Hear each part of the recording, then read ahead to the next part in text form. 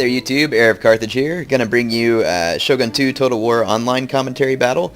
I know a lot of you are screaming like, where's the Ikko Ikki campaign? What are you doing to us? Well, the reason I made the cinematic the other day is just because I felt like making the cinematic. And then I played an online battle, so I wanted to go ahead and film this. And I do intend on making an Ikko Ikki campaign video today, so no worries, you know, no need to panic there. I'll take care of it for you. Let's see, Ares is asking if I can play a 2v2, so I'll tell him, nope, just started recording. Alright, so let's go ahead and go on into the battle replay. So yeah, this is the Heat of Mountains map. My opponent is Dez, who is another 10-star opponent, which most opponents online for me are these days, and that's good. Because when you're the higher rank, you probably ought to be playing people with that higher rank.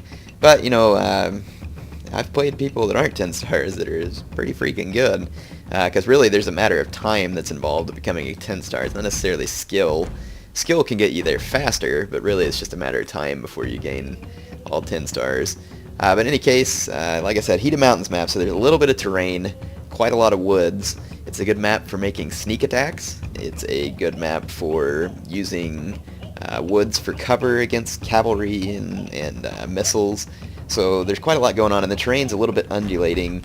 So every now and then if you're using matchlocks, you have to keep an eye on the terrain in order to ensure that you're not allowing the terrain to block your shots, or that you're providing your matchlocks with the best shot possible. Now again, some of you might get mad at me. You'd be like, hey, this is the same army you brought last time. It is indeed extremely similar.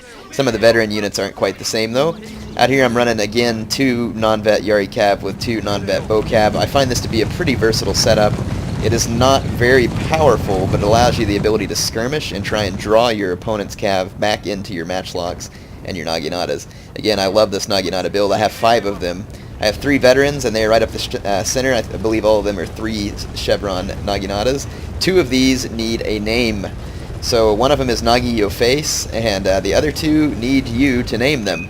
So please name my Naginata Samurai, and also please resubmit your names for my Bow Cav. I want some sweet names here. I'm not using that veteran Bow Cav in this particular match. Now some of you kept saying, Aaron, you need to show us the heroes. Well, I did show you some of the heroes in that last battle where I made the cinematic. And here I'm going to show you my katana hero again. This is Patchy's Chosen Sword Brethren. They are pretty darn good. Of course, here is Patchy, right there. And then I've got 2 non-veteran katana samurai, and then my 2 non-veteran Naginata samurai are on the flanks. Let me pause the game real quick. The reason I carry my non-veteran Naginata on the flanks is twofold. One, they're pretty much spear units, and so it wards off cavalry wanting to come around your flanks. Well, I say twofold, it's more like threefold. The second part of that is it protects your katana samurai and katana hero from enemy katana cavalry if it's present. And third, you can use it for outflanking. So that's the reason why I place these non-veteran units on the flanks. I place the more veteran units in the center. That way they have more holding and attack power. These guys have pretty decent stats. Now my opponent was using a retainer that takes -1 armor from all of my units, which is an interesting retainer. I'm not sure I would fiddle with playing it on a normal basis, but since I brought a Naginata army and I'm using a retainer that boosts my armor, it ends up negating things. But for these guys to have 10 armor, again, is vastly better than even 9 armor. You might think, oh, it's only 1 stat, but it does make a difference. So take a look at my opponent's army before the engagement starts, and you may notice that my opponent's army looks fairly big, but there's no cavalry, and there's only 1 matchlock unit, which kind of leads of someone, especially since he's carrying 8 Lone Sword Ashigaru. There's some that are not very vetted up, but his second row has some extremely vetted up units. So he's counting on numbers here, but judging by the cost, and also this non-vet Yari Ashigaru here and here, I'm assuming my opponent this does not account for all the funds that he spent. But let's take a look at what he does have here. So again, 2 non-vet Yari Ashigaru. He's got 4 Lone Sword Ashigaru with basically no chevrons. This one has 1. And then his back line, this one has 2 chevrons, and the remainder have 9. So he's got 3 units with 9 chevrons. Here's his general. It shows 9 chevrons, but he was a 10-star. And I'm assuming that his general is a leadership general, since it doesn't have the 36. So it must be leadership mixed with bow and maybe some sword, because you can see that he does have a bow. Let's take a look at the name of his general, just named Dez, just like him. So my opponent, like I said, I was assuming he had units hidden, so there's only two ways they can be coming from if you look at the opponent's deployment area. I think his deployment area is somewhere right in here, and the one that makes the most sense is this woods right here, so I'm assuming my opponent has some type of flanking force in the woods. I'm expecting it to only be cavalry, and what I'm going to do is act like I don't really expect that for a while. That way my opponent will feel comfortable with it. Again, if it is cavalry, that's another reason why I have this Naginata on the flank. So now that we've seen the armies, let's quit wasting time, I'll put it into play. I immediately want to capture this morale building. Yes, the shrine there. And so I move my bow cab into these woods for cover fire against enemy missiles, and I'm going to open fire on the enemy warrior monks. Now bow cab don't tend to be very effective against warrior monks, especially when the warrior monks are firing back at you. However, it will help waste the ammunition of these enemy bow warrior monks. You can see that these guys have a lot of ammunition though they've been upgraded. So my opponent's going to run his Yari spears forward to chase off my bow cav. A good move indeed, because my Yari cav or bow cav can't take these guys down. They're an expendable, cheap unit. My matchlock do get some shots off, but you know, it's just a fodder unit. I don't really think he cares. But in order to make sure that he doesn't do this to me continually and continue to cause me more damage, I'm going to move a Naginata unit into the woods. The Naginata unit will get cover from his matchlocks because of this hill. They're in the woods and they're highly armored, so they will take few losses to his bows. So I'm more than happy to use this unit of Naginata in this fashion. So yep, I'm going to bring my bow cab back up and start doing some firing. Here he's charging forward his Yari Ashigaru again, and I'm simply going to chase these guys out with my Naginata unit. I'll show you this close up. I love the Naginata guys. They look really cool. Just a fun unit to use. That was kind of funny. Someone kill that fool. Don't let him get away. Oh, there we go. Wasn't a very good animation, but we got him. Yeah, so I chased these guys off, and then I kind of let my guys run a little too far forward, but then I caught them there before they exited the woods. So the enemy matchlock just started to fire, but they didn't really get any good shots. And my opponent's firing his arrows at my Naginata Samurai. You can see I've only taken 4 losses in this unit. So his bows are pretty much irrelevant when it comes to my Naginata units, especially when they're in the woods. Now if I was out in the open, warrior monks, or bow warrior monks with these kind of upgrades would be causing some serious damage. So yeah, anyway, I got my bow cab back up here skirmishing. I'm going to let these guys be expendable for the most part. I don't want to lose every one of them, but again, I want to try and draw a lot of ammunition out of my opponent, whittle down what numbers I can from his bows, because I don't want these bows being used against Patchy. My opponent has taken some pot shots, though, at my samurai over here, and you can see how accurate and how long range those bow units are. They're probably the 200 range. Let's see, let's take a look at the range. Yeah, they're the 200 range because he's got the upgrade, so from all the way back there, he's absolutely hammered the crap out of this matchlock samurai unit down to half. So yeah, you gotta be careful. So what I did here was I put one of my Yari Cav in the woods, hoping my opponent would forget about it. I'm going to start marching it around because his general is exposed at the back of his army. He should have put his general in front of a spear unit, just in case you have a lapse on micro. And over here I sent this Yari Cav to scout the woods. And sure enough, check this out. I find a huge force in the woods. I accidentally charged forward, but I'm going to immediately pull my Cav out of there. I am going to take some losses, not too terribly many, about 12 it looks like, 13. And I found a hidden Yari Cav along with a Naginata warrior monk. Make that 2 warrior monks with a matchlock Ashigaru. So my opponent has a serious flanking component, and you can see that that's exactly what he was intending to do, was to sneak up on me, let the fight start, and they would come out. But again, I told you earlier, I was expecting an ambush. That's why I sent that cavalry to scout. And now check it out. I'm doing a little bit of sneakery of my own. During the midst of all that, my opponent may not have remembered what I did with my Yari Cav. So here they are now, hidden out of my opponent's flank, rather inconspicuously. And his general here is a tempting target, but I am going to wait until my opponent completely forgets that this unit was around. So right now it's just more skirmishing. Here's my Naginata. They got their blades dropped here, taunting the enemy, saying, "Go ahead, bring it on." Those are some sweet looking things. I'd like to have a Naginata in real life. That'd be cool, just to have it like up on the wall or something as a decoration. Of course, if you could use it, I mean, that would be pretty neat too. It'd be a nice, what do you call it, theft deterrent. So I'm trying to mess with my opponent's flanking force here, trying to think what I should do. So I think maybe I should take my matchlocks over here, because my enemy's bow warrior monks are just going to tear me up anyway. So I move my matchlock out to this flank, and then I'm going to back them up with my cav, and then I've got my other units here. So my opponent can't really just charge these guys, and it'll slow my opponent down since I know he's out there. But that's the plan for now. However, I am concerned. My opponent vastly outranges me. You can see he's already taking shots at my matchlock units again with his huge range on those bow warrior monks. And he's going to be doing a lot of damage with those bow warrior monks. In fact, let's take a look at the number of kills those guys have gotten. Let's see. This unit of bow warrior monks has gotten 86 kills, and this one has gotten 61. So here comes the time. Again, I waited till my opponent was busy moving his troops forward so that hopefully he would be distracted. And check it out, my Yari Cav came flying out of the woods, and this ought to make a kind of a nice view here. They're kind of cresting over that hill, and they're going to get the perfect charge from the side and behind on this general unit who is at a dead standstill. So you can see that I'm going to just end up collapsing that unit very quickly. My opponent obviously saw the charge at the very last moment, but you can see his unit is already down to, what is it, 5 men. But incredibly, his avatar is actually going to survive this fight.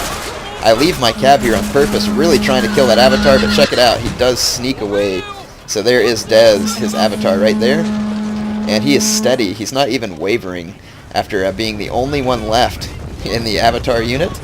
And so he's going to move him forward to here, but it's probably because he's right now inspired and rallied.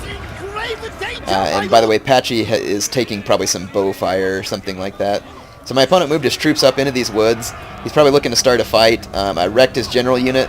Let's see, he's not in stand and fight though. I'm going to try and get the charge at least with my units, because I don't want to take the charge of all these sword units standing still, so I'm going to initiate the fight. Catching sword units without them getting their charge is the best way to engage. So here you're going to see a clash of my Naginata Samurai against all these lone swords. And my Naginata Samurai are very, very tough. Here's the enemy general. Check him out. There's Dez on his bow. And so what I decided to do was actually to pull a ruse here. I'm going to use my Naginata to now hold the flank. I don't care if my opponent tries to attack them. I'm going to move my Matchlock Samurai back over here to start firing into the enemy and demoralize them. Here goes my Katana Hero.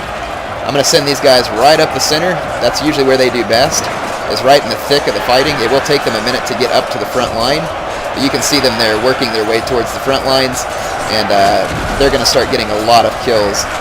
These are the types of units that the Katana Hero will excel against. Over here, I whip my bow cab around the flank real quick, and I'm going to get a nice hammer and anvil charge here. And since these are just Ashigaru units, that's going to have a huge effect on morale. My opponent's general just routed off the battlefield, or died, one of the two. I haven't really figured it out yet. I didn't spot him. And my Yari Cav is now around the flank too, awaiting its turn for a hammer and anvil strike. But you can see the morale is starting to fade for my opponent. Now his other troops are going to be concerned by the friends routing. And over here, my opponent did get around my flank. I actually recorded the results screen before this because I have to record it. I said my opponent did not flank me, but he actually did, and here he is attacking Patchy. But Patchy is in stand and fight, and Patchy's pretty tough. And so he can kill Patchy here, but it's not going to happen fast. And my Naginata infantry is holding off his warrior monks to keep them from making this situation worse. And they have Warcried, but they were not close enough to Warcry Patchy, who's still standing here with 19 men. So yeah, he's actually doing all right. And the whole time, I've used my Yari Cav to collapse my opponent's army, but I am going to chase these routing units, not because I'm just trying to rack up kills, but because sometimes when you rout lone swords with huge numbers left, they will actually come back into the fight, so sometimes you want to chase them out until it says shattered. My opponent still has a considerable number of troops in this vicinity. If I were to start to fight them and all of his lone swords came back to the fight, it could be bad. And at this point, it's obvious that Patchy is going to die, so that's another reason why I don't want to let my opponent's troops come back to the fight, because I won't have my general to continue to inspire my men. There's Patchy standing against unreal odds, so check him out, fighting there in person. He is wavering at this point, and I can't say I blame him, completely surrounded by enemies, but we all know Patchy, and we know that he's going to fight to the end, just like that right there where he stabbed the snot out of that guy and then chopped his face. Patchy's pretty much the boss. Check him out. That's awesome. Get him, Patchy. Get him. So there comes the enemy warrior monks also trying to come in and kill Patchy. But Patchy ain't going to go down easy. Let's see if he can take some of these warrior monks with him too. There he is. So now he's surrounded by warrior monks, still fighting. Even though his unit is broken, he can't run away, I think is the reason why he's still fighting. So I think finally, Let's see if Patchy finally ran away. No, he didn't. He still stayed there and fight. That's pretty interesting.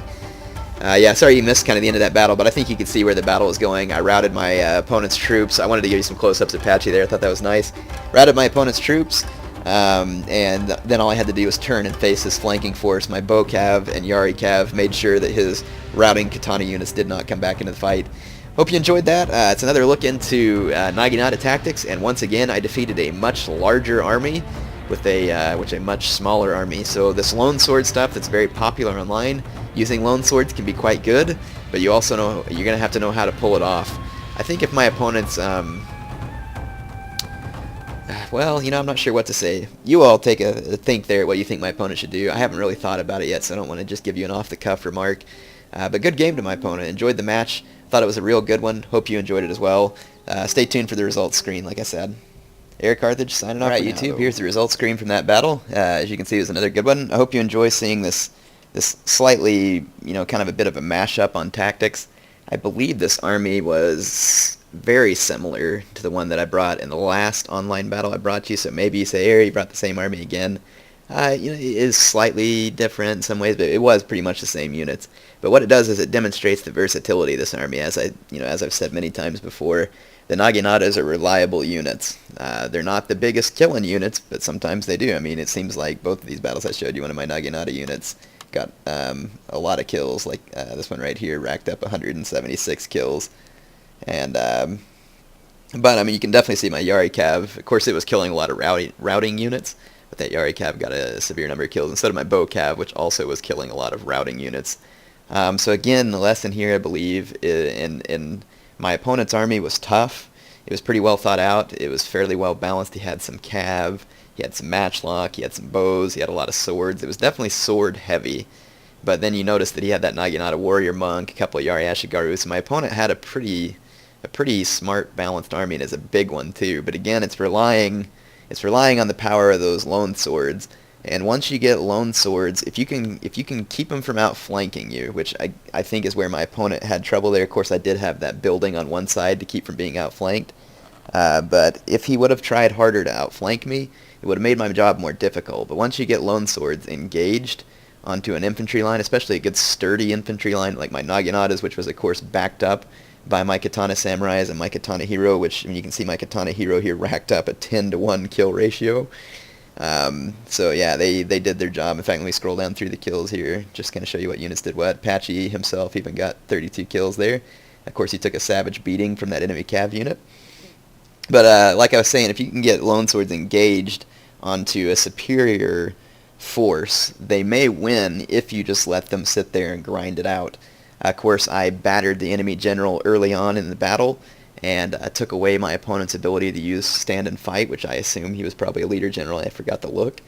So that's one big thing. And then two, you'll notice that since I didn't outflank his lone swords really with my infantry, I just took my bow cav and that Yari cav around, used my Naginatas as a holding force for my flank, and all it takes is one little thing to help tilt the morale game into your favor when it comes to those lone swords. So remember to always play on the morale when it comes to lone swords. Some of you thought my last battle was a little bit sloppy and I got lucky. I guess in some ways I did get lucky, but I thought this battle was a lot tougher fought. And good game to my opponent. I really enjoyed this one, and I hope you enjoyed it as well. Stay tuned, as some Ikko Ikki campaign will be uploading right after this. So those of you waiting for the campaign, hope you're ready.